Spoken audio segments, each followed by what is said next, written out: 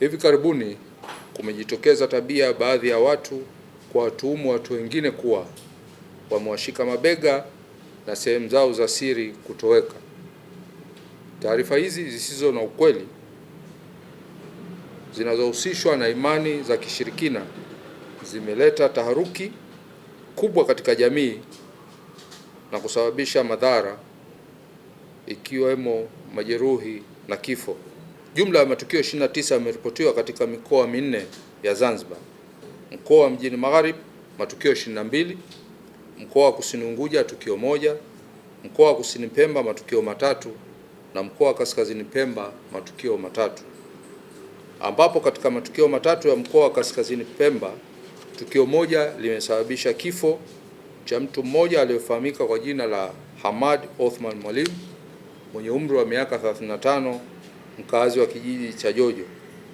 Watuhumiwa wa tukio hilo tayari wanashikiliwa na jeshi la polisi.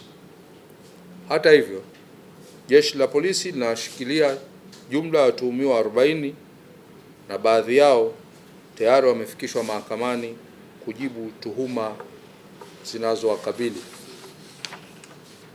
Vile vile, kwa matukio yote hayo yaliyoripotiwa, wahusika waliodai sehemu zao za siri zimepotea walifikishwa hospitali na kufanyiwa uchunguzi na madaktari bingwa na kubainika kuwa sehemu zao za siri zipo na hakuna athari yoyote waliokutwa nayo.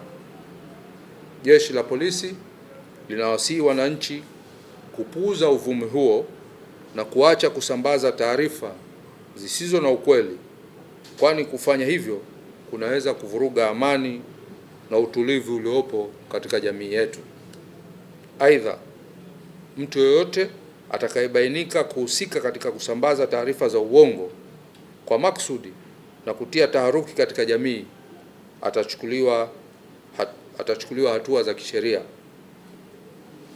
Jeshi la polisi linaendelea kuwasihi wananchi wote kutoa taarifa sahihi pale wanapobaini viashiria vyovyote vya uhalifu na kuacha kuchukua sheria mikononi na kutumia vyanzo rasmi kupata taarifa au habari zilizo sahihi. Mungu ibariki Zanzibar. Mungu ibariki Tanzania. Asanteni sana.